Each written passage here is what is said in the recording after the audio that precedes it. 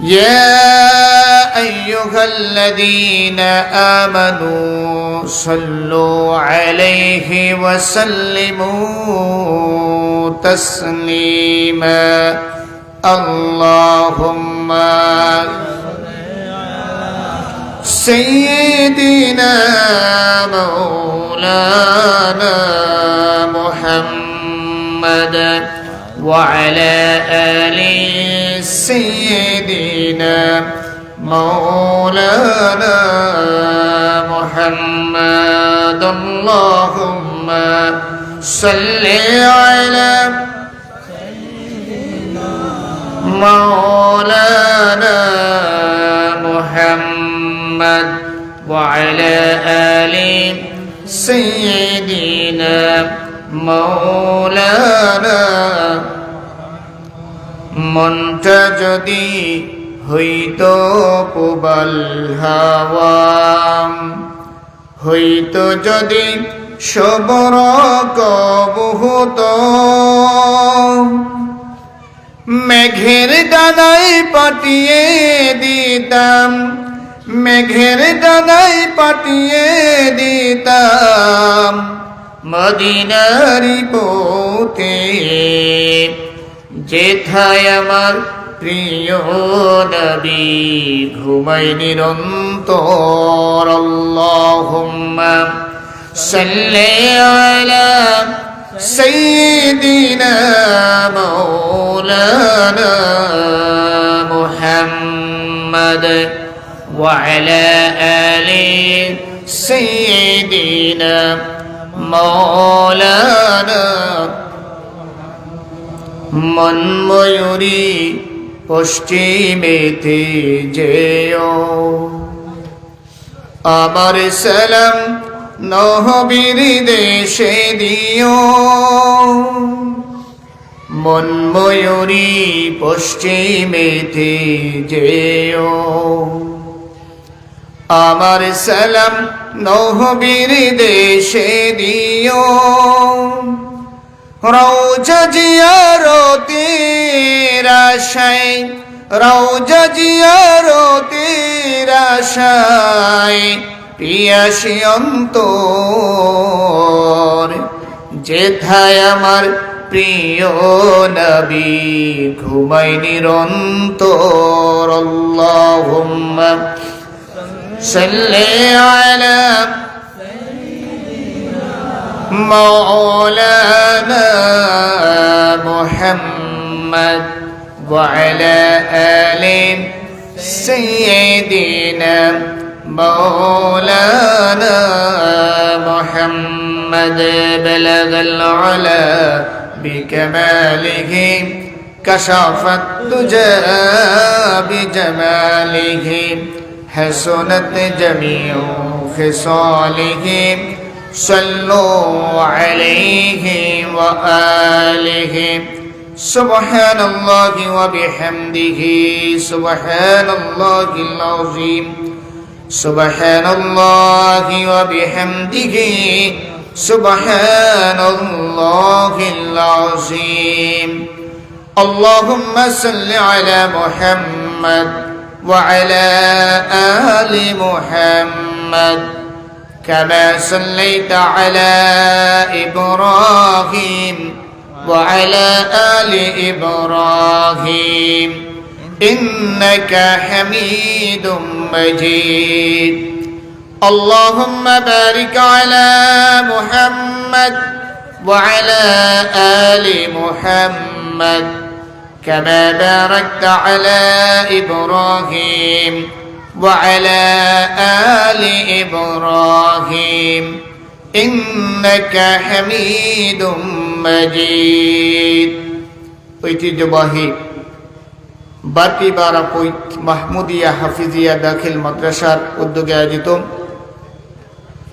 18তম বার্ষিক ওয়াজ মাহফিলের এই অধিবেশনের পরম শ্রদ্ধাভাজন সভাপতি মঞ্চে উপবিষ্ট ওলামায়ে কেরাম মঞ্চে উপবিষ্ট অত্র ইউনিয়নের সম্মানিত চেয়ারম্যান পার্শ্ববর্তী ইউনিয়নের সম্মানিত চেয়ারম্যান জনাব আবু তৈয়ব শামীম সাহেব, উপস্থিত মুরব্বিয়ানে আযম, যুবক ভাইয়েরা, স্কুল কলেজ মাদ্রাসার ছাত্র ভাইয়েরা, পর্দার আড়ালের শ্রদ্ধেয় সম্মানিতা মা এবং বোনেরা, আমরা সর্বপ্রথম সেই মহান মনিবের দরবারে শুকরিয়া আদায় করছি যে মহান মনিব আমাদেরকে হাজার হাজার মানুষের মধ্য থেকে বাছাই করে কোরআনের মাহফিলের জন্য কবুল করে কোরআনের মাহফিলে আসার, বসার, কথা বলার, কথা শোনার সুযোগ করে দিলেন। আমরা সেই মনিবের দরবারে শুকরিয়া আদায় করছি। আমরা সবাই পড়ছি আলহামদুলিল্লাহ। কারণ আল্লাহ তাআলা যদি কবুল না করতেন তাহলে আমরা কি আসতে পারতাম? আমরা কেউ আসতে পারতাম না। এমন অনেক মানুষ আছে গড়ের কিনারায় মাহফিল হচ্ছে কিন্তু আসতে পারে নাই, ঠিক কিনা বলেন? আর এখন অনেক আছেন অন্য ইউনিয়ন থেকে, আমার চেয়ারম্যান সাহেব অন্য ইউনিয়ন থেকে এখানে এসেছেন কাছেই, তো ধরেন এভাবে দূর দূরান্ত থেকে কেউ এসেছেন, কেউ গড়ের কাছ থেকে আসতে পারে নাই। তাহলে এখানে আসতে হলে নসিবে টাকা লাগে, ঠিক কিনা বলেন? যার তকদিরে আছে সেই কোরআনের মাহফিলে আসতে পারে। যে আল্লাহ তাআলা আমাদেরকে কবুল করে আসার তৌফিক দিলেন, আবারও সেই আল্লাহর শুকরিয়া। আমরা সবাই পড়ি আলহামদুলিল্লাহ। আমরা এখানে এসেছি কাকে খুশি করার জন্য? একটু জোরে, কাকে খুশি করার জন্য? আল্লাহকে। না সিন্নি খাওয়ার জন্য আসছে কেউ? সিন্নি খাওয়ার জন্য আসে নাই, কোন হুজুরকে দেখার জন্য আসি নাই, এখানে মাহফিল কমিটিকেও খুশি করার জন্য আসি নাই। এসেছি কাকে খুশি করার জন্য? আল্লাহকে খুশি করার জন্য। দেখেন, আমাদের আমল আমরা যা করি, এই আমলগুলো যদি আল্লাহর কাছে অ্যাকসেপ্ট হতে হয়, গ্রহণীয় হতে হয়, প্রথম কথা হলো আমার এই আমলটা কেন করছি সেটাকে আগে সিলেক্ট করতে হবে। আমি যদি আল্লাহর জন্য না করি, যত বেশি আমল করি না কেন, এই আমলের কোনো দাম নেই। আল্লাহ রাব্বুল আলামিন কুরআনুল কারীমে ইরশাদ করেন, قل إن صلاتي ونسكي ومحياي ومماتي لله رب العالمين। নবী হে আপনি বলুন, ইন্না সলাতি আমার নামাজ, ওয়া নুসুকি আমার কুরবানি, ওয়া মাহইয়ায়া ওয়া মামাতি আমার জীবন আমার মৃত্যু, লিল্লাহি রাব্বিল আলামিন বিশ্বজাহানের প্রতিপালক এক আল্লাহর সন্তুষ্টির জন্য। আল্লাহ যদি খুশি হয়ে যান, আজকের মাহফিলটাই যথেষ্ট জীবনের জন্য, ঠিক কিনা বলেন? মাহফিলে আমি এটা কখনো খেয়াল করি না যে মাহফিলে কেমন শ্রোতা হইলেন, মাহফিল কত বড়, মাহফিলে আমার প্লেস কি, এটা আমি কখনো চিন্তা করি না। মাহফিলে আমরা অনেকে আছি, মাহফিলগুলো থেকে আজকে যেইভাবে আমরা যে রিটার্নগুলো পাওয়ার কথা ছিল, মাহফিল থেকে আজকে যত মাহফিল হচ্ছে, এই মাহফিলের মূল সার্থকতা যা পাওয়ার কথা ছিল, আজকে মাহফিলগুলো থেকে তা পাওয়া যাচ্ছে না, ঠিক কিনা? তার কারণ হচ্ছে আমাদের কারো টার্গেট হয় মাহফিল করানোর সময় কত মানুষ হইল, ঠিক কিনা? কোন বক্তা কত দূর থেকে মেহমান আসলেন, এটাও টার্গেট হয়। কত দূরের মেহমান, কেমন মানুষ হইল। আসলে কি মাহফিলের টার্গেট বেশি মানুষ হওয়া, না মাহফিলের টার্গেট হিদায়াত হওয়া? কি টার্গেট? হেদায়েত টার্গেট। লক্ষ লক্ষ মানুষ মাহফিলে হাজির হলো, একজনের হিদায়াত হলো না, এই মাহফিল ব্যর্থ মাহফিল, ঠিক কিনা বলেন? কয়েকজন মানুষ হয়েছে, আর ওই মানুষগুলো কথা শুনে হিদায়াত লাভ করেছে, মানুষের আমলের পরিবর্তন হয়েছে, জীবন পরিবর্তন হয়েছে, কয়েকজনের মাহফিলটা সার্থক মাহফিল, ঠিক কিনা বলেন? আমরা এখানে এসেছি আল্লাহকে খুশি করার জন্য, রাজি করার জন্য। আল্লাহ তাআলা যেন আমাদের সকলের এই আশাকে কবুল করেন, বলেন আমিন। সম্মানিত হাজরিন, আজকে আমরা এমন একটা সময় এখানে একত্রিত হয়েছে, যেই সময়ে গোটা দুনিয়া ব্যাপী মুসলমানদের উপর নির্যাতন আছে না নাই? আমাদের দেশেও আছে না নাই? আছে। এবং ইসলাম এবং মুসলমানদেরকে নিয়ে সুদূর প্রসারী ষড়যন্ত্র চতুর্দিকে চলছে, ঠিক কিনা বলেন? সুদূর প্রসারী ষড়যন্ত্র চলছে। আজকে আমাদের অবস্থাটা এমন হয়েছে, গোটা দুনিয়ার সমস্ত কুফরি শক্তি আজকে মুসলমানদের বিরুদ্ধে কিন্তু ঐক্যবদ্ধ, ঠিক কিনা? আজকের এই প্রেক্ষাপট আল্লাহর নবীর হাদিসের দিকে আমাদের হাদিসটা মনে করিয়ে দেয়। নবী করিম সাল্লাল্লাহু আলাইহি ওয়াসাল্লাম ইরশাদ করেন, অচিরেই এমন একটা সময় আসবে গোটা দুনিয়ার সমস্ত কুফরি শক্তি, সমস্ত ইসলাম বিদ্বেষীরা তোমাদের বিরুদ্ধে ঐক্যবদ্ধ হবে, তোমাদের বিরুদ্ধে ঐক্যবদ্ধ হবে। যেমনি ভাবে একটা খাবারের প্লেটে তোমরা চতুর্দিক থেকে ঐক্যবদ্ধ হও, ঠিক তেমনি ভাবে সবগুলো জাতি তোমাদের বিরুদ্ধে ঠিক তেমনি ভাবে ঐক্যবদ্ধ হবে। আর তোমাদের অবস্থা হবে কাগুসা ইসরাইল, বন্যায় ভেসে সব খড়কুটোর যেমন অবস্থা হয়, তোমাদের অবস্থাটা ঠিক তেমনি হবে। আর তোমাদের অন্তর থেকে, তোমাদের ব্যাপারে কাফেরদের অন্তর থেকে আল্লাহ তাআলা ভীতি দূর করে দিবেন। তোমাদের অন্তরের মধ্যে আল্লাহ ওয়াহান প্রবেশ করিয়ে দিবেন। আজকে কাফেররা সাহস, কাফেরদের দুঃসাহস কমছে না বাড়ছে? একটু বেড়ে গেছে না? এই বেড়ে যাওয়ার পিছনে অন্যতম কারণ হলো আজকে আমরা মুসলমানরা ঐক্যবদ্ধ না থাকার কারণে আজকে কাফেররা দুঃসাহস দেখাচ্ছে, ঠিক কিনা? মুসলমানের রাষ্ট্রে আজকে যারা ঐক্য, আজকে যারা দুঃসাহস দেখাচ্ছে তাদেরকে সতর্ক করতে চাই, তোমরা আমরা অন্য ধর্মের মানুষের প্রতি আমরা সদাচরণ করি, আমাদের রাসূল আমাদেরকে এটা শিখাইছেন, ঠিক কিনা বলেন?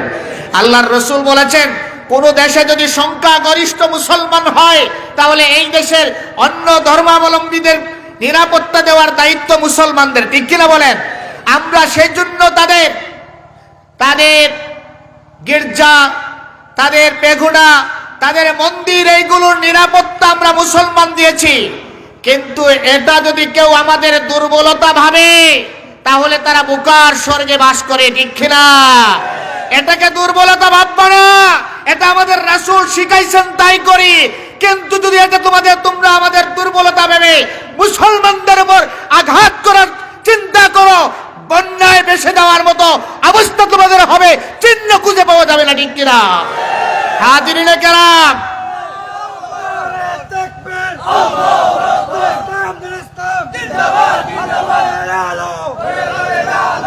আজকে মুসলমানদের দেশে একজন আইনজীবীকে যারা হত্যা করেছে, আমরা আজকের মাহফিল থেকে আমরা স্পষ্ট ভাষায় প্রশাসনকে জানিয়ে দিতে চাই, আমরা কেউ আইন হাতে তুলে নিতে চাই না, নিবও না।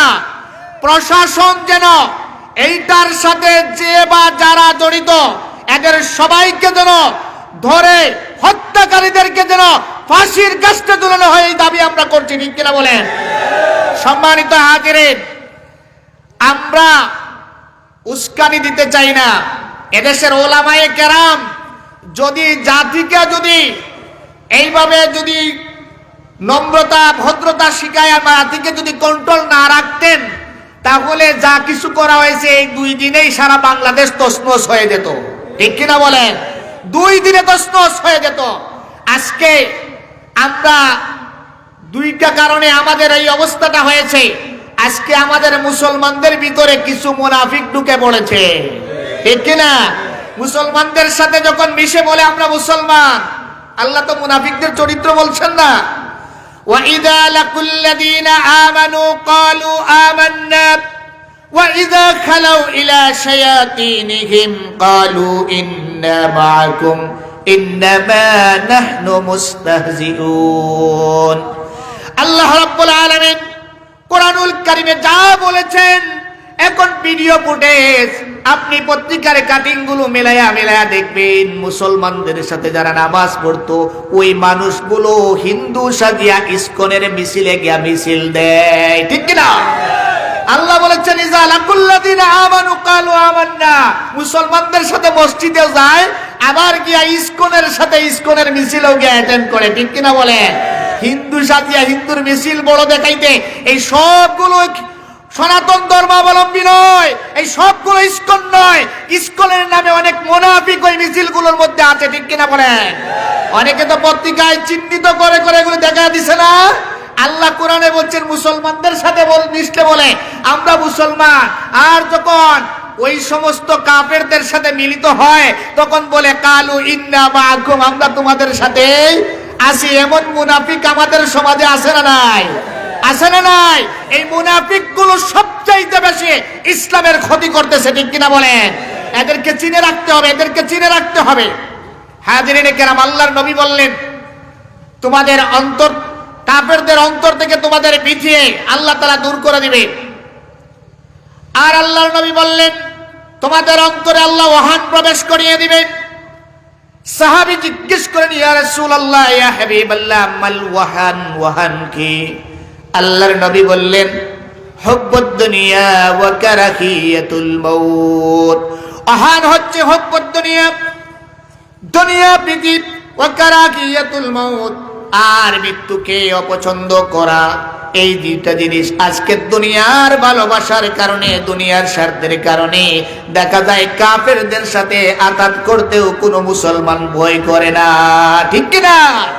এই জন্য আজকে যদি আমরা ঐক্যবদ্ধ হতে পারি, কেউ আমাদের দিকে চোখ তুলে তাকাইতে পারবে না, ঠিক কিনা বলেন? মুসলমান চট্টগ্রামে যাকে মারা হয়েছে তাকে কি দেখা হয়েছে ও কওমিতে পড়েছে না সরকারি মাদ্রাসায় পড়েছে? এটা কি চিন্তা করা হয়েছে? চিন্তা করা হয় নাই। ও জামাতে ইসলাম করে, ও হেফাজতে ইসলাম করে, না ও আল ইসলাম করে, তালামিজ করে? এটা কিন্তু খুঁজাইয়া মারছে না মুসলমান দেখে মারছে? কি দেখে মারছে? মুসলমান দেখে মারছে। ওই জায়গায় তো খুঁজাই নাই। ও হেফাজত করে, ও জামাত করে, ও আল ইসলাম করে, ও সুন্নি না কওমি মাদ্রাসার পড়নেওয়ালা, এটা দেখে নাই। ওরা মুসলমান দেখেই টার্গেট করে ওকে হত্যা করেছে, ঠিক কিনা বলেন? আজকে আমাদের কুফরি শক্তি, ইসলাম বিরোধীরা ইসলামের বিরুদ্ধে ঐক্যবদ্ধ হয়েছে। আমরা যদি মুসলমানরা ঐক্যবদ্ধ হতে পারি, আমরা যদি এক হয়ে যেতে পারি, দুনিয়ার কোনো শক্তি নাই মুসলমানদের বিরুদ্ধে দাঁড়াইবার মতো কোনো শক্তি নাই, ঠিক কিনা বলে? হাজিরিনে কেরাম, আজকে বক্তব্যের শুরুতে বলতে চাই, আমরা ছোটখাটো ভেদাভেদ গুলো দূর করে দিয়ে আমরা ঐক্যবদ্ধ হব। আমরা কি হব? ঐক্যবদ্ধ হব। আমরা যদি ঐক্যবদ্ধ হতে পারি তাহলে আমাদেরকে আল্লাহ কোরআনে যেটা বলছেন, কুনতুম খায়রা উম্মাহ, তোমরাই সর্বোত্তম জাতি, শ্রেষ্ঠ জাতি, আমার মাথা উঁচু করে দাঁড়াতে পারবে ইনশাআল্লাহ। সম্মানিত হাজিরিনে কেরাম, আমি আপনাদের সামনে কোরআনুল কারীমের একখানা আয়াতে কারিমা থেকে তেলাওয়াত করেছি। আল্লাহ তাআলা যদি তৌফিক দান করেন তবে আমি সে আয়াতে কারিমার আলোকে কিছু কথা বলার চেষ্টা করব। আমা তৌফিকি ইল্লা বিল্লাহ, আলাইহি তাওয়াক্কালতু ওয়া ইলাইহি উনীব। আল্লাহ তাআলার কাছে বক্তব্যের শুরুতেই আল্লাহর কাছে এই প্রার্থনা করছি যে কথাগুলো আপনাদের সামনে উপস্থাপন করব, আল্লাহ তাআলা যেন সর্বপ্রথম আমাকে সে কথাগুলোর উপর আমল করার তৌফিক দেন বলে আমিন। এবং যে কথাগুলো বলবো আল্লাহ তাআলা যেন যারা শুনবেন প্রত্যেককে যেন কথাগুলোর উপরে আমল করার তৌফিক দেন বলে আমিন। কারণ আমল না করলে এই কথাগুলোর কোনো দাম নাই। আমরা এই পৃথিবীতে আল্লাহ তাআলা সর্বপ্রথম যে মানুষকে সৃষ্টি করেছেন তার নাম কি? একটু আওয়াজ দিবেন, কি নাম? আদম আলাইহিস সালাম। এবং আদমের সাথে আল্লাহ তাআলা সাথে সাথে আরেকজনকে সৃষ্টি করেছিলেন, তার নাম কি? হাওয়া আলাইহিস সালাম। এই দুইজনকে দিয়ে আল্লাহ তাআলা পৃথিবীর যাত্রা শুরু করলেন, ঠিক কিনা বলেন? তো এই দুইজনকে দিয়ে আল্লাহ একটা পারিবারিক ব্যবস্থার মাধ্যমে আল্লাহ পৃথিবীর সূত্রপাত ঘটিয়েছেন, ঠিক কিনা বলেন? পারিবারিক ভাবে আজকে গোটা দুনিয়া ব্যাপী আরেকটি স্লোগান উঠেছে, এই যে পরিবার ব্যবস্থাকে ধ্বংস করে দেওয়ার জন্য লিভ টুগেদারের নামে কিছু লোক দুনিয়ায় অশ্লীলতা, বেহায়াপনা, নির্লজ্জতা ছড়িয়ে জেনা ব্যভিচারকে ওপেন করে দিয়ে পারিবারিক ব্যবস্থাটাকে ধ্বংস করে দেওয়ার জন্য গোটা দুনিয়া ব্যাপী আজকে ষড়যন্ত্র হচ্ছে, ঠিক কিনা বলেন? আজকে আপনি যদি, আমরা যাদেরকে খুব উন্নত বলি, ইউরোপ বলেন, আমেরিকা বলেন, ইউরোপ আমেরিকার দেশগুলোর আপনি যদি একটু হিসেব নেন, হিসেব নিলে দেখা যায় যারা এখানে ইয়াং জেনারেশন আছে, যারা সোশ্যাল মিডিয়া বিভিন্নগুলোর সাথে সম্পৃক্ত, আপনি ম্যাগাজিনগুলোতে এখন রিপোর্টগুলো দেখলে আশ্চর্য হতে হয়। ইউরোপের বিভিন্ন দেশে, কোন দেশে 60%, 70%, এভাবে 74% পর্যন্ত সন্তান জারজ সন্তান। কি সন্তান? জারজ সন্তান। এদের বৈধ সন্তানের নেই। কোন দেশে 60%, কোন দেশে 50%, 74-75% পর্যন্ত জারজ সন্তানে ভরে গেছে গোটা দুনিয়া, ঠিক কিনা বলেন? মুসলমানের দেশগুলো এখনো ভালো আছে, এই দেশগুলোকেও এটা ধ্বংস করে দেওয়ার জন্য আজকে এক শ্রেণীর নাস্তিক, মুরতাদ, ব্লগার ইত্যাদি আজকে উঠে পড়ে লেগেছে, ঠিক কিনা বলেন? আল্লাহ তাআলা এই পৃথিবীটা শুরু করেছেন একটা বৈবাহিক বন্ধনের মাধ্যমে, একটা পারিবারিক ব্যবস্থার মাধ্যমে আল্লাহ তাআলা এই পৃথিবীর স্টার্ট করেছেন, শুরু করেছেন, ঠিক কিনা বলেন? আল্লাহ তাআলা এই জন্য কোরআনুল কারীমে আল্লাহ তাআলা যে নির্দেশনা দিয়েছেন মানুষকে, শুধু নিজে বাঁচার জন্য আল্লাহ বলেন নাই, বলেছেন তুমি বাঁচো, তোমার পরিবারকেও বাঁচাও। আল্লাহ রাব্বুল আলামিন সূরাতুত তাহরীমের 6 নম্বর আয়াতে আল্লাহ তাআলা ইরশাদ করেন, ইয়া আইয়ুহাল্লাযীনা আমানু কু আনফুসাকুম ওয়া আহলিকুম নারা। হে ঈমানওয়ালা লোকেরা, ও আনফুসাকুম, বাঁচাও নিজেদেরকে, ওয়া আহলিকুম, আর তোমাদের পরিবার পরিজনদেরকে বাঁচাও, নারা, কি থেকে? আগুন থেকে। কি থেকে বাঁচাও? আগুন থেকে বাঁচাও। ও আনফুসাকুম ওয়া আহলিকুম নারা ওয়াকুদুহা আন-নাস ওয়াল হিজারা। যেই জাহান্নামের জ্বালানি হবে মানুষ আর পাথর। জাহান্নামের জ্বালানি কারা হবে? মানুষ আর পাথরকে আল্লাহ জাহান্নামের জ্বালানি বানাবেন।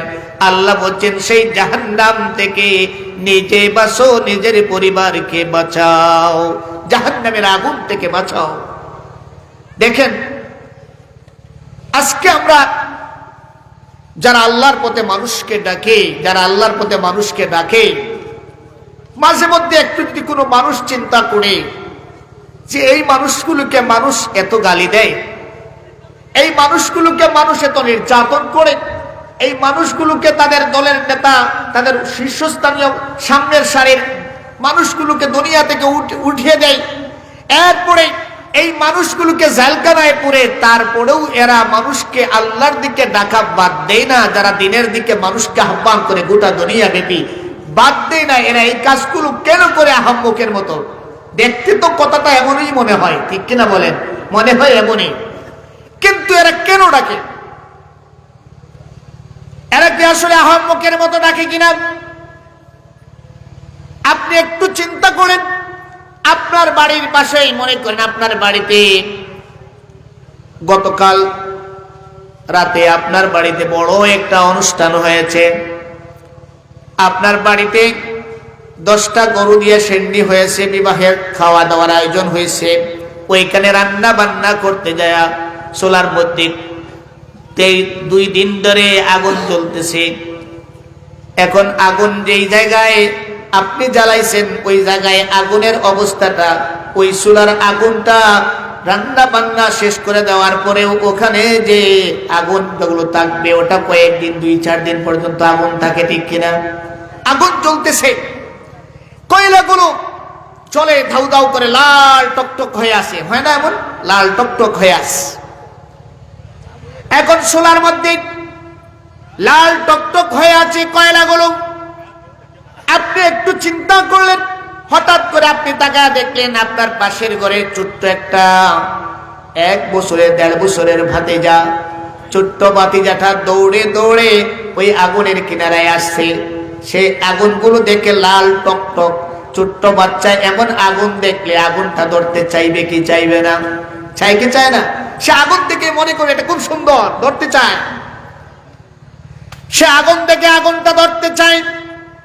এইবার সে আগুনের এই জায়গায় যেখানে পাক করা হয়েছে, রান্না করা হয়েছে, ওই আগুনগুলো দেখার পরে আগুনের মধ্যে ঝাঁপ দিতে গেছে, আগুনটা ধরতে গেছে। আপনি কিনারায় ছিলেন, আপনি ওই বাচ্চাটাকে আটকাইবার চেষ্টা করছেন, না এখানে নামা যাবে না। আপনি ধরতে যখন যাবেন, ওই বাচ্চাটা অনেক সময় ছোট বাচ্চাকে আপনি পুকুরে নামতে যাইতেছে, আপনি ধরে আটকাইলে আপনাকে গালি দিতে পারে, ঠিক কিনা বলেন?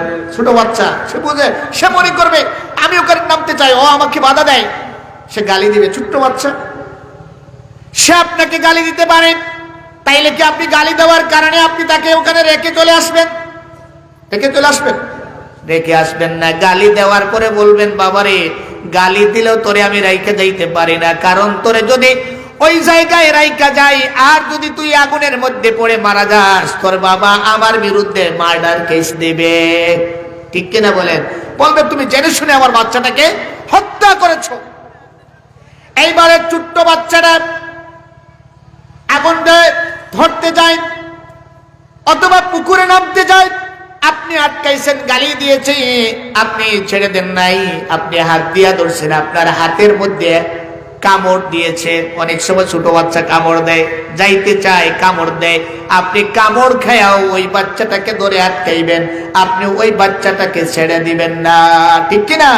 কারণ আপনি দেখতেছেন এই বাচ্চাটাকে ছেড়ে দিলে নিশ্চিত আগুনে পড়ে মারা যাবে। আগুনে পড়ে কি যাবে? মারা যাবে, আগুনে পড়ে জ্বলে ছাই হয়ে যাবে। এখন একটু চিন্তা করেন, এই দুনিয়ার আগুনে পুড়ে মারা যাওয়ার, ওই বাচ্চাটা পড়ে মারা যাবে, ওই বাচ্চাটা গালি দিলেও আপনি ছাড়বেন না, আপনার আঙ্গুলে কামড় দিলেও আপনি ছাড়বেন না। তার কারণ আপনার আকল আছে, আপনার বিবেক আছে। আপনার বিবেক বলে ওই বাচ্চাটাকে যদি ছেড়ে যায় আগুনে পড়ে জ্বলে ছাই হয়ে যাবে, ঠিক কিনা? আজকে আমরা যারা কোরআনের কথা বলি, আজকে যারা মানুষকে দিনের দিকে ডাকি, আমাদেরকে আজকে ধরেন এই বছরে জালেম গুলি চলে যাওয়ার কারণে আজকে ওলামায়ে কেরাম স্পষ্ট ভাষায় দেশের বিভিন্ন জায়গায় কোরআনের কথা বলতে পারছেন, ঠিক কিনা? কিন্তু গত বছরে আমার অনেক মাহফিল, আমি ছোট মানুষ, আমিও অনেক মাহফিলে গিয়ে কথা বলতে পারি নাই। অনেক মাহফিল, কোরআনের মাহফিল বন্ধ করে দেওয়া হয়েছে, ঠিক কিনা? বন্ধ করে দেওয়া হয়েছে। অনেক আলেমকে স্টেজ থেকে ধরে নেওয়া হয়েছে, স্টেজের মধ্যে অপমান করা হয়েছে, সেলখানায় পোড়া হয়েছে। অপরাধ আর কিছুই না, আল্লাহর দিকে মানুষকে ডাকে, এই জন্যই তাদেরকে জেলখানায় পোড়া হয়েছে, শহীদ করা হয়েছে, ঠিক কিনা বলেন? আজকে আল্লাহর বান্দা এই বাংলাদেশে, গতকালকে আমি বলছিলাম, যদি আল্লাহর বান্দা কোরআনের পাখি আল্লামা দেলাওয়ার হোসেন সাঈদী রাহমাতুল্লাহ আলাইহি যদি আজকে বেঁচে থাকতেন, ছাত্র সমাজ যে আন্দোলন করেছিল, আমার তো মনে হয় ছাত্র সমাজের আন্দোলনের প্রথম দফা দাবি থাকতো, প্রথম কাজ থাকতো জেলখানা ভেঙে আল্লামা সাঈদীকে মুক্ত করে নিয়ে আসতো, ঠিক কিনা বলেন? জালেমরা মনে করেছে এদেশে যদি কোনো আন্দোলন গজিয়ে উঠে, কোনো গণজোয়ার সৃষ্টি হয়, আল্লামা সাঈদীকে জেলখানায় রাখা যাবে না, যার কারণে তাকে পরিকল্পিতভাবে হত্যা করা হয়েছে, শহীদ করা হয়েছে, ঠিক কিনা বলেন? জালিমরাও টিকতে পারে নাই, কিন্তু এই দেশের ইসলামী জনতাকে, তাওহীদি জনতাকে এই ধরনের একজন আল্লাহর ওলির কথাবার্তা থেকে, তার সোহবত থেকে এই জাতিকে বঞ্চিত করেছে, ঠিক কিনা বলেন? আজকে যদি তিনি থাকতেন, তাহলে আজকে এই জাতি যে দিক নির্দেশনা পাইতো, এই দিক নির্দেশনা কিভাবে মানুষ গ্রহণ করতো আল্লাহই ভালো জানে, ঠিক কিনা বলেন? হাজিরিন ইকরাম, তার অপরাধটা কি ছিল? তার অপরাধ একটাই ছিল, তিনি মানুষকে কোরআনের দিকে ডাকতেন, ঠিক কিনা বলেন? তার অপরাধ একটাই ছিল, মানুষকে আল্লাহর দিকে ডাকতেন। আজকে যারা আল্লাহর দিকে ডাকে, এর একটাই কারণ, এরা আহাম্মকের মতো ডাকে না, এদের মধ্যে বিবেক আছে। এই জন্য তাদেরকে গালি দেওয়ার পরেও আল্লাহর দিকে ডাকে, মারার পরেও আল্লাহর দিকে ডাকে, তাদেরকে জেলখানায় পোড়ার পরেও আল্লাহর দিকে ডাকে। তাই কারণ হলো তারা তাকায়া দেখে আমার ভাইটা, আমার প্রতিবেশীটা, আমার বন্ধুটা নিশ্চিত জাহান্নামের দিকে চলে যাচ্ছে, ঠিক কিনা? এই জাহান্নাম থেকে বাঁচাইবার জন্য গায়েল খায়াও কাজ করে, জেলখানার থেকে বের হয়ে আইসাও আবার দাওয়াতি কাজ করে, একটাই কারণ যে আমার বন্ধুটা, আমার প্রতিবেশীটা, আমার এলাকার মানুষটা জাহান্নামের দিকে যাচ্ছে। দুনিয়ার এটা এমন জাহান্নাম, এটা তো দুনিয়ার কোনো আগুন না। দুনিয়ার আগুনে পড়লে মানুষটা মারা যাবে, জ্বলে ছাই হয়ে যাবে। দুনিয়ার জ্বলার শাস্তি, দুনিয়া যে আগুনের মধ্যে পড়েছে ওই মানুষটা বুঝতে পারে, কিন্তু দুনিয়ার আগুন আর জাহান্নামের আগুন কি একই আগুন? একই আগুন না। দুনিয়ার আগুনটা যদি 2-4 দিন 5 দিন যদি কোনো জায়গায় আগুন জ্বালানো হয়, যত বেশি দিন আগুন জ্বলে আগুনের তেজ তত বাড়ে। আল্লাহ রাব্বুল আলামিন বলছেন জাহান্নামের আগুনকে আল্লাহ রাব্বুল আলামিন একাধারে 1000 বছর জাল দিয়েছেন। তারপরে ওই জাল দেওয়ার পরে ওই জাহান্নামের আগুনের রূপটা ধারণ করেছে লাল, কি রং? লাল রং। তারপরে আল্লাহ রাব্বুল আলামিন ওই জাহান্নামের আগুনটাকে আরো 1000 বছর জাল দিয়েছেন। তারপরে ওই জাহান্নামের আগুনের রূপ ধারণ করেছে সাদা, আরো 1000 বছর জাল দিয়েছেন। জাল দেওয়ার পরে ওই জাহান্নামের আগুনের রূপটা হয়েছে কুচকুচে কালো। আল্লাহর নবী বলেন দুনিয়ার আগুনের চাইতে ওই জাহান্নামের আগুনের পাওয়ার হচ্ছে 69 গুণ বেশি, আরো পাওয়ার ওই জাহান্নামের আগুন। আল্লাহ কোরআনে বলেছেন নারুল্লাহিল মুকাদাতুল্লাতী তাত্তালিউ আলাল আফইদা। এটা দুনিয়ার কোন আগুন না, এটা জাহান্নামের আগুন। এই জাহান্নামের আগুন দুনিয়ার আগুনে আঙ্গুলের মধ্যে আগুনটা লাগলে পরে আঙ্গুলটা জ্বলে, কিন্তু জাহান্নামের আগুন যদি কোনো মানুষের আঙ্গুলে লাগে, লাগার সাথে সাথে কলিজা জ্বলে ছাই হয়ে যায়। আল্লাহ আমাদেরকে সেই জাহান্নাম থেকে রক্ষা করুন বলি আমিন। আল্লাহ বলছেন সেই জাহান্নাম থেকে নিজে বাঁচো, নিজের পরিবারকে বাঁচাও। এই পরিবারকে বাঁচাইতে হবে। আমরা শুধুমাত্র নিজেকে বাঁচার কথা চিন্তা করলে হবে না। এখন আপনার ছেলেটা নামাজ পড়ে না, আপনার ছেলেটা দিনের পথে চলে না, তাকে কিভাবে বাঁচাইবেন? তার জন্য কিভাবে চেষ্টা করবেন? আপনি যদি আপনার পরিবারটাকে প্রথমেই জাহান্নাম থেকে বাঁচাইবার জন্য আপনাকে সর্বপ্রথম যে পরিবারটা আপনাকে গঠন করতে হবে, পরিবার গঠন করতে হলে আপনাকে প্রথমে যৌবনের আগের থেকেই আপনাকে টার্গেট নিতে হবে। বিয়ের আগে থেকেই আপনার পরিবারের চিন্তা করতে হবে। নিজে বাসা আওলাদকে বাঁচাইবার জন্য টার্গেট করতে হবে বিয়ের আগে। কখন থেকে? বিয়ের আগের থেকে টার্গেট করতে হবে যে আমি এমন একটা পরিবার গঠন করব যে পরিবারটা হবে ইসলামী পরিবার, যে পরিবারটা হবে জান্নাতি পরিবার। এই জান্নাতি পরিবার গঠন করতে হলে টার্গেট করতে হবে বিয়ের আগে। কখন টার্গেট করতে হবে? বিয়ের আগে। আপনি আপনার সন্তানকে যদি জাহান্নাম থেকে বাঁচাইতে চান, সন্তানটাকে জাহান্নাম থেকে যদি বাঁচাইতে হয়, তাহলে আপনাকে সর্বপ্রথম বিয়ের আগে আপনার সন্তানের মা যে হবে ওটাকে আগে দিনদার হিসাবে সিলেক্ট করতে হবে। তো বিয়ের সময় আমরা তো বেশি বেশি খেয়াল করি যার কোন জায়গায় বিয়ে করব, আমার কেমন মানুষ খাওয়াইতে পারবে, আছে না নাই? বিয়ে হবে, ও বিয়ের সময় আমার বিয়াইটা আমি কেমন মানুষ নিলে বিয়াই তেমন কিছু লাগতো না, 200-400 মানুষ খাওয়াইতে হবে। আর তো সব দিন যাইতো না, একদিনই যাইবো খাওয়ার মতো, একদিন যাতে খাওয়াইতে হয়। যে 400 মানুষ খাওয়াইতে পারবে ওই জায়গাতে আমার ছেলেকে বিয়ে করাইবো। টার্গেট এমনই হয় কিনা? এমন বিয়ের সময় মোটরসাইকেল দিবে না, কার দিবে, কেমন কি দিতে পারবে, এই জিনিসগুলো খেয়াল করে বিয়ের সময় খেয়াল করে এই বাড়িতে গেলে পরে আমার ওই বাড়ির পদ পদবি কেমন আছে, আমার মান সম্মান পরিচয় দিতে কিভাবে পরিচয় দিতে পারবো, ওই জিনিসগুলো খেয়াল করে। আর বিয়ের পরে এখন আফসোস করে, আর অনেক সময় আমরা মসজিদের ইমাম সাহেব আর হুজুরদের কাছে কিন্তু যত বড় মানুষই হয় সবাই কিন্তু দুঃখ আর জায়গা কিন্তু ইমাম সাহেবদের কাছে, হুজুরদের কাছে। আমরা তো অনেক ডানে বামে অনেক মানুষের দুঃখের খবর আমরা জানি। অনেক বড় বড় পরিবারে, ধনী পরিবারের মানুষগুলো বয়স্ক হওয়ার পরে বলে হুজুর কি করব হুজুর, এখন এত সারা জীবন কষ্ট করলাম, এখন আর ছেলের বউয়ের কাছ থেকে আর কিছুই পাওয়া যায় না, আমার আদর কদর পাওয়া তো দূরের কথা, এমন ভাবে জীবন যাপন করতেছি যেন আমি এই পরিবারের গোলাম। মা বলে, অনেক মায়েরা বলে আমি যেন এই পরিবারের দাসী। এমন অবস্থা আছে না নাই? আছে। কেন হয়? আরবিতে একটা কথা আছে, ইন্নাকা লা তাজনি মিনাশ শাওকি লাইনাব। আপনি যদি কাঁটার গাছ রোপণ করেন সেখান থেকে কখনো আঙ্গুর আশা করতে পারেন না, ঠিক কিনা বলেন? আঙ্গুরের গাছ যদি আপনি রোপণ করেন তাহলে আঙ্গুরের গাছ থেকে আঙ্গুর ধরবে।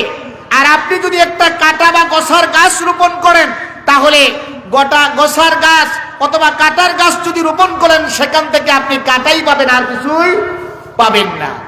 এই জন্য আপনি আপনার ছেলের বউটা নির্ধারণ করার সময় আপনি কি খেয়াল করেছেন সেটা আসল বিষয়। ছেলেরা বিয়ে করার আগে আমি যেই জায়গায় বিয়ে করতেছি আমার যে বউ হবে তার জন্য আমি কোন জিনিসটা পছন্দ করেছি সেটা আগে ভাবনার বিষয়। আল্লাহর নবী বলেছেন তুনকাহুল মারআতু লিআরবাইন, একটা মেয়েকে মানুষ 4টা কারণে বিয়ে করে। কয়টা কারণে? কয়টা দিক থেকে? 4টা। লিমালিহা, সম্পদ দেখে, তার মানে যৌতুক খাইবেন। কি যৌতুক খাওয়া হালাল? কে একটু জুড়ে বলেন, যৌতুক খাওয়া হালাল না হারাম? হালাল না হারাম? পেশাব খাওয়া হারাম, পায়খানা খাওয়া, পেশাব খাওয়া যেমন হারাম, পায়খানা খাওয়া যেমন হারাম, ঠিক যৌতুক খাওয়া ঠিক তেমনি হারাম, ঠিক কিনা বলেন? ইনশাআল্লাহ আমরা এই ধরনের হারামের সাথে কেউ সম্পর্ক রাখবো না, বলি ইনশাআল্লাহ। এটার সাথে সম্পর্ক রাখবো না। যে সমস্ত ছেলেরা শ্বশুরের কাছ থেকে যৌতুক নিয়ে খায়, এরা তো প্রথমেই তার বউয়ের কাছে তার আত্মসম্মানকে বিক্রি করে দেয়, তার আত্মমর্যাদা আর থাকে না। ও বলে, তুমি তো আমাকে দেখো নাই, তুমি আমার বাবার সম্পদ দেখেছো, তুমি তো আমাকে বিয়ে করো নাই। অনেক জায়গায় এমনও তো মেয়েরা বলে, তুমি তো আমাকে বিয়ে করো নাই, তুমি তো বিয়ে করেছো মোটর সাইকেলকে। ঠিক কিনা বলেন? বলে কিনা? অনেক মেয়েরা এমনই বলে, তুমি আমাকে বিয়ে করো নাই, মোটর সাইকেলকে বিয়ে করেছো। আল্লাহ নবী বলছেন, মানুষ বিয়ে করে 4টা দিন খেয়াল করে। একটা হলো মাল দেখে, কেউ মাল দেখে বিয়ে করে, ওয়ালি হাসাবিয়া, কেউ বংশ দেখে বিয়ে করে, ওয়ালি জামালিহা, সৌন্দর্য দেখে বিয়ে করে। একটা হলো সম্পদ দেখে বিয়ে করে, আরেকটা হলো বংশ দেখে বিয়ে করে। ওয়ালি জামালিহা, সৌন্দর্য দেখে বিয়ে করে। আর 4th নম্বর আল্লাহর নবী বললেন, ওয়ালি দীনিহা, আর দিনদারিতা দেখে বিয়ে করে। আল্লাহর নবী বললেন, ফাসফার বিযাতিদ দ্বীন। 4টা জিনিস আল্লাহর নবী উল্লেখ করার পরে বললেন, মালের কথা বললেন, বংশের কথা বললেন, সৌন্দর্যের কথা বললেন, দ্বীনের কথা বললেন। আল্লাহর নবী বললেন, ফাসফার বিযাতিদ দ্বীন, দিনদারিতাকে প্রায়োরিটি দাও, অগ্রাধিকার দাও, তারি পাতিয়া দাও। যদি দিনদারিতাকে অগ্রাধিকার না দাও, তাহলে তোমার জন্য ধ্বংস, তোমার জন্য ভবিষ্যতে তোমার জন্য বিপদ মুসিবত অপেক্ষা করতেছে। ঠিক কিনা? এই জন্য বিয়ে করার আগেই যেই মেয়েটা আপনার বউ হবে, আপনার বউ মানে আপনার সন্তানের মা হবে। বউ মানে সন্তানের কি হবে? মা হবে।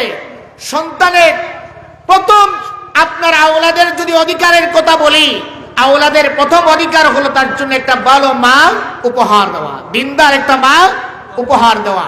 আগেকার দিনে আমাদের দেশের অনেক মুরব্বী ওলামায়ে কেরাম এমন ওয়াজ করতেন, আমি নিজে শুনেছি, যে দেখ ভালো তো তরকারি ভালো, আছে না?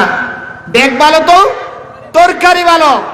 মায়েদেরকে তারা বলছেন ডেকচির মতো, ডেকচি যদি ভালো হয় তরকারি ভালো হয়। আর ডেকচিতে একবার যদি কোনো ডেকচির তরকারি যদি একবার গান্দা হইতে পারে, তাইলে এই ডেকচিতে আপনি যাই পাখাইবেন তাই গান্দা হবে। ঠিক কিনা বলেন?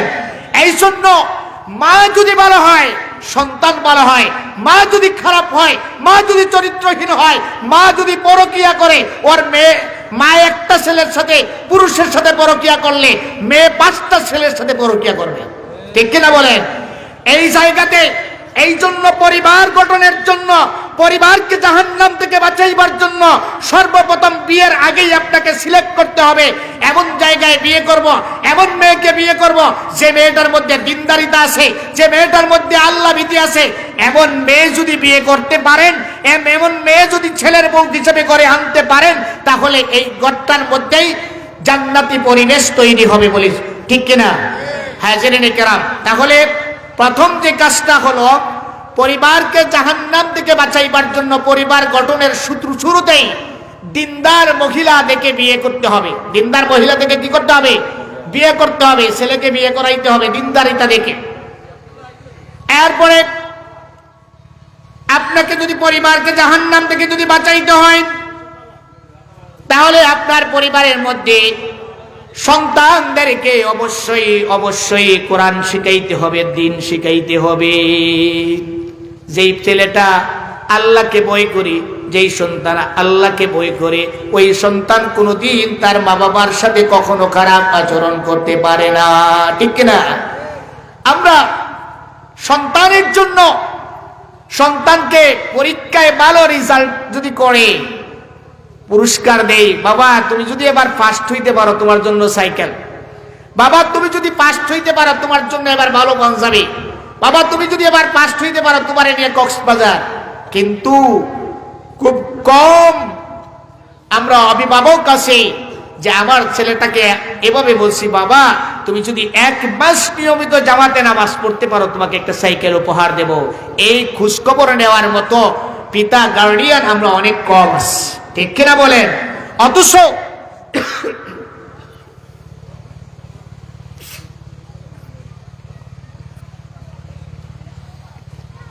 আমার এই সন্তানটাকে দুনিয়ার পরীক্ষায় পাস করাইবার চাইতে বেশি দরকার হলো আখিরাতের পরীক্ষায় পাস করানো, ঠিক কিনা বলেন? আমার এই সন্তানটা দুনিয়ায় যদি ফার্স্ট ক্লাস অফিসার হয়, আমার সন্তানটা যদি ডাক্তার হয়, ইঞ্জিনিয়ার হয়, আমার সন্তানটা যদি দুনিয়ার এমপি মন্ত্রী মিনিস্টার হয়, আর এই সন্তানটা যদি মৃত্যুর পরে জাহান্নামে যায়, আমি জাহান্নামে যাওয়ার কারণ হই, তাহলে আমার এই সন্তানের এই সফলতার এক পয়সার দাম নাই, ঠিক কিনা বলেন? কারণ দুনিয়া তো ক্ষণস্থায়ী জায়গা। বাল তুসিরুনাল হায়াতাদ দুনিয়া ওয়াল আখিরাতু খায়রুন ওয়া আবকা। দুনিয়ার জীবনকে আল্লাহ বলছেন তোমরা প্রায়োরিটি দাও, অগ্রাধিকার দাও, অথচ আখিরাতের জীবনটা হচ্ছে খায়র, আখিরাতের জীবনটা চিরস্থায়ী, ঠিক কিনা? এই জন্য আমার সন্তানটা যদি সেই চিরস্থায়ী জীবনে জাহান্নামের আগুন থেকে বাঁচতে পারে, তাহলে এটাই হলো সবচেয়ে বড় সফলতা। এই জন্য সন্তানকে আমরা অনেক অভিভাবক এখন আছি, আমাদের তো প্রতিটা এলাকায় এখন বক্তব্যগুলো আস্তে আস্তে বন্ধ হয়ে যাচ্ছে। আপনাদের এলাকার অবস্থা কি জানি না, কিন্তু ধরেন আমার এলাকাগুলোতে এখন হচ্ছে অনেক বক্তব্যে হুজুররা এখন বক্তব্যে ছাত্র খুঁজাইয়া পায় না, ঠিক কিনা বলেন? ঘুম থেকে উঠেই কেজি স্কুলে, কিন্ডার গার্ডেনে, বিভিন্ন স্কুলে এগুলো 8টা থেকে 7টায় প্রাইভেট পড়বে ইত্যাদি কারণে এমন অনেক সন্তান আছে যেই সন্তানটা ডাক্তার হয়ে গেছে, ইঞ্জিনিয়ার হয়ে গেছে, বিসিএস ক্যাডার হয়ে গেছে, কিন্তু ভালোভাবে সূরা ফাতিহাও পড়তে জানে না, ঠিক কিনা বলেন? অনেকে আছে বাবার জানাজায় দাঁড়াইয়া হতভম্বের মতো দাঁড়াইয়া আছে, কি পড়বে বাবার জানাজায়? ডাক্তার, ইঞ্জিনিয়ার, ম্যাজিস্ট্রেট, কিন্তু বাবার জানাজা কিভাবে পড়তে হবে সেটাও জানে না। এমন অনেক সন্তান আছে না নাই? আছে। তাহলে এই ডাক্তার ইঞ্জিনিয়ারের কোনো দাম আছে? কোনো লাভ আছে বাবার? কোনো লাভ নাই। এই জন্য আপনার সন্তানটাকে আপনি যদি উত্তম মানুষ বানাইতে চান, জাহান্নাম থেকে যদি বাঁচাইতে চান, তাহলে আপনার সন্তানটাকে অবশ্যই অবশ্যই কোরআন শিখাইতে হবে। আল্লাহর নবী বলেছেন, খায়রুকুম মান তাআল্লামাল কুরআনা ওয়া আল্লামা। তোমাদের মধ্যে ওই লোক সবচেয়ে উত্তম যে নিজে কোরআন শিখে অপরকে শিখায়। কোরআন শিখাইতে হবে। কি শিখাইতে হবে? কোরআনের প্র্যাকটিস করাইতে হবে, কোরআন তেলাওয়াত ঘরে জারি করে দিতে হবে।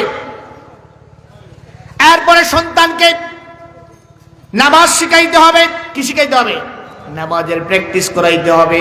নামাজের জন্য আল্লাহর নবী বলেছেন, তোমার সন্তানের বয়স যখন 7 বছর হয়, মুরু আওলাদাকুম বিসসালাত ওয়া হুম আবনাউ 7 সিনিন। তোমার সন্তানের বয়স যখন 7 হয়, তখন তাকে নামাজের জন্য নির্দেশ দাও।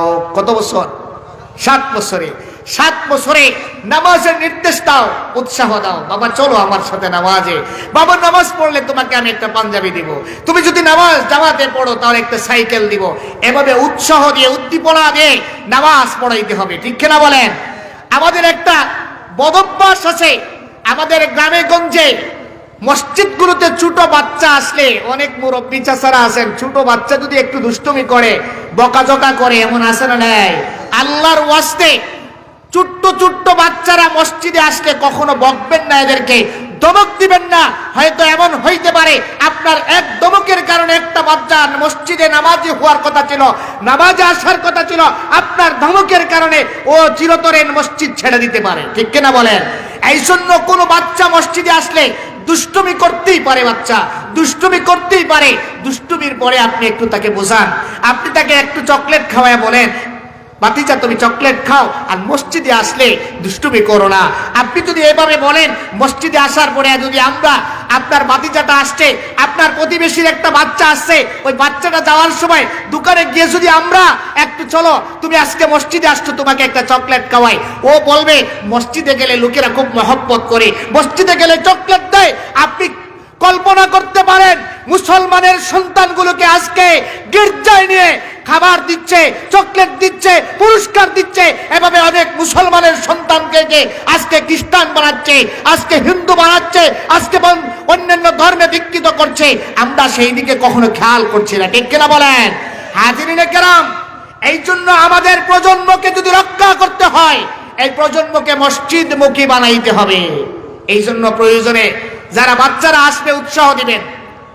আমরা বেশি মুসলমান বাংলাদেশে, সংখ্যাগরিষ্ঠ, সংখ্যার দিক থেকে অনেক মুসলমান, আমরা কিন্তু সেদিকে এখন আগাইতে পারি নাই। কিছু কিছু দিক আছে ইউরোপ আমেরিকার মসজিদগুলোতে আজকে যা প্র্যাকটিস করা হয়, এগুলো আমাদের মসজিদগুলোতে প্র্যাকটিস করা দরকার। ইউরোপ আমেরিকার মসজিদগুলোতে আত্মীয় স্বজন যারা আছে ওনাদের থেকে গল্প যা শুনে বাচ্চারা মসজিদে যাওয়ার জন্য পাগল থাকে।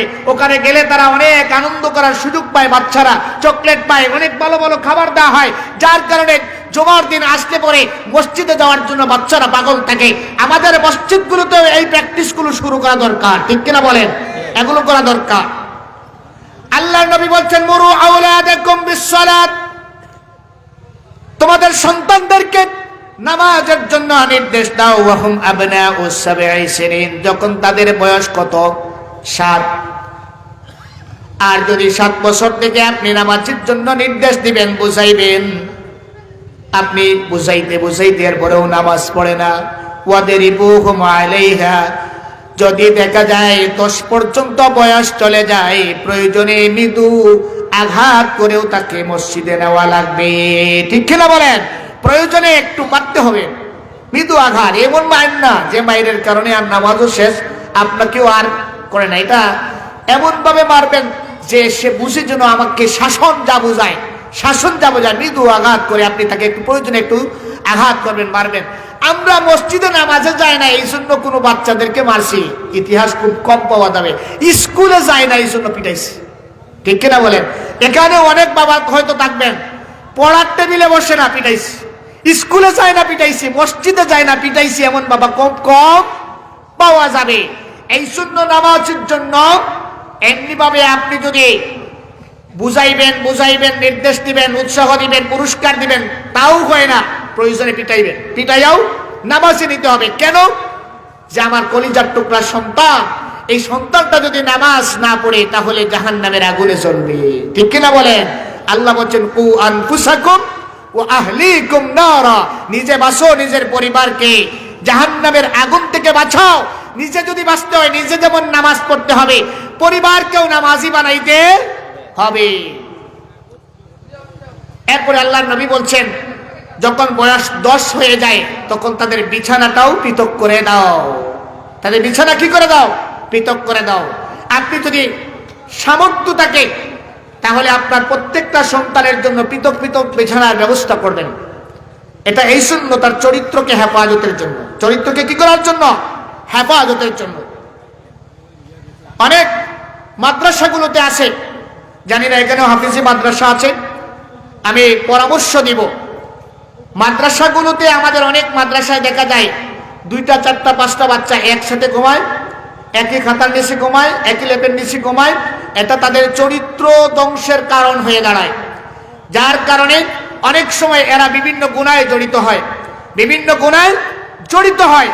এই কারণে আল্লাহর নবীর যদি এই নির্দেশনা যদি সবাই আমরা ফলো করি তাহলে তার চারিত্রিক এই ত্রুটিটা তার মধ্যে কখনো দেখা দিবে না। বিশেষ করে বিভিন্ন জায়গায় হাফিজি মাদ্রাসাগুলো যারা থাকে, এদের জন্য প্রত্যেক আপনি আপনার বাচ্চাকে দেওয়ার সময় আপনি একটু খেয়াল করবেন আপনার বাচ্চাটা পৃথক বিছানায় ঘুমাইবার ব্যবস্থা আছে কি না, এটা অবশ্যই খেয়াল করবেন। একবার চরিত্র নষ্ট হয়ে গেলে, ও হাফেজ হোক আলেম হোক, দেখবেন অনেকের এই চরিত্র নষ্ট হয়ে যাওয়ার কারণে অনেক বড় পদে যাওয়ার পরেও আবার ওই চরিত্রহীনতা তার মধ্যে ধরা পড়ে, ঠিক কিনা বলেন?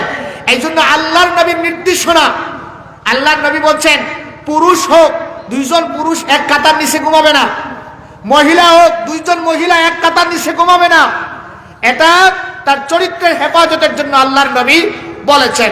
তাহলে আমরা বয়স 10 বছর হলে পরে নামাজ না পড়লে পিটাইয়াও নামাজ পড়াইতে হবে, ঠিক কিনা বলেন?